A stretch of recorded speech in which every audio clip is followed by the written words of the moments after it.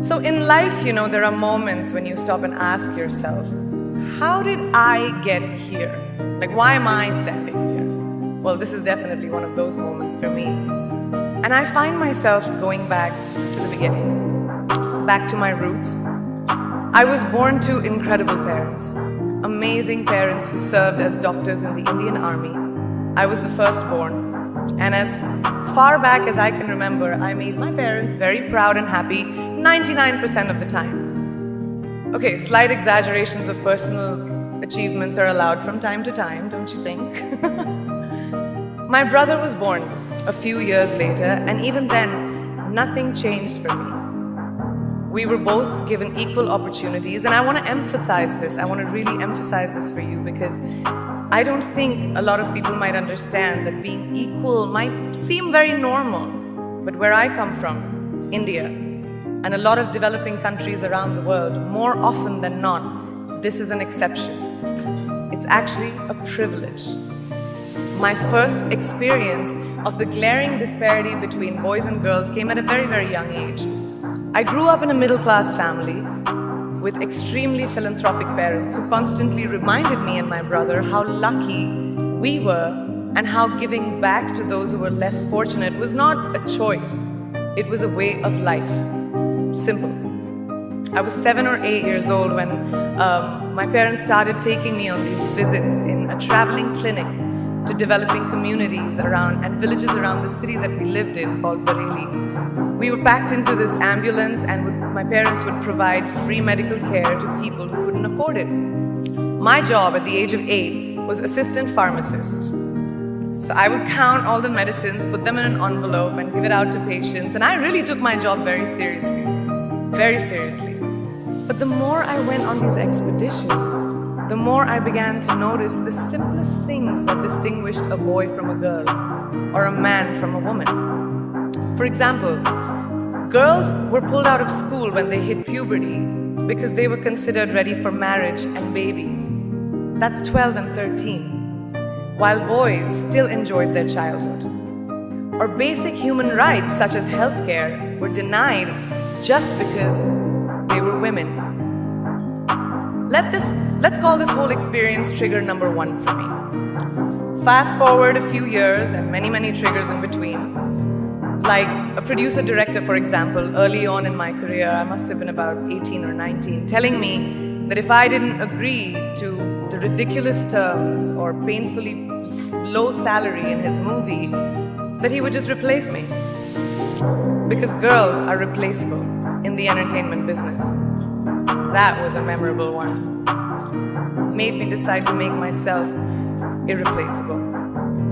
But I think what really moved the needle for me and ultimately led me to create the Priyanka Chopra Foundation for Health and Education and around the same time partner with UNICEF was an encounter with my housekeeper's daughter.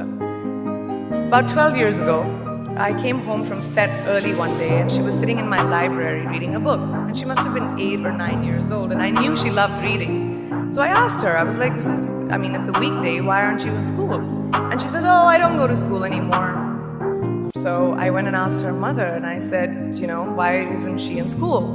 And her mom said that her family couldn't afford to send her and her brothers to school, so they chose the boys. The reason? She would eventually get married and it would be a waste of money. I was completely blown and it shook me to my core. Eventually, I decided to cover the cost of her education so that she could continue to learn because education is a basic human right.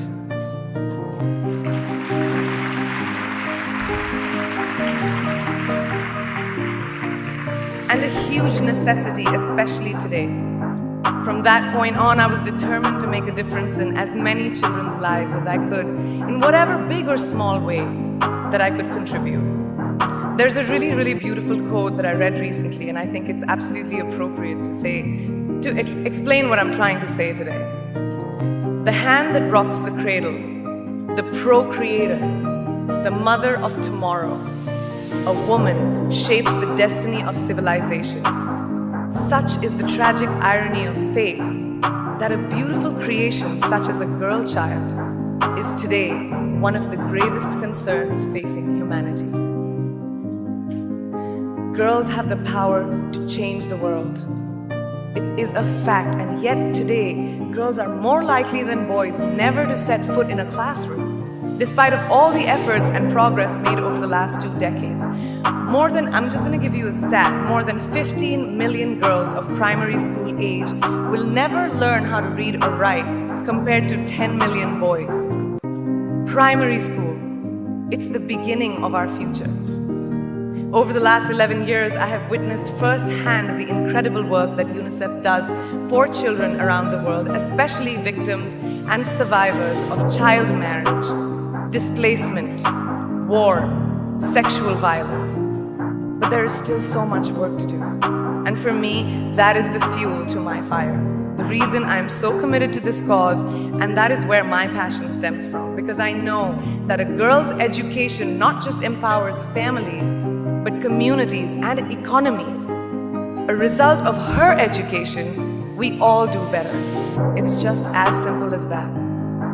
As entertainers and influencers sitting in this room, I feel that it's our social responsibility to be a voice for the voiceless, which is why I applaud each and every woman in this room for being such a badass.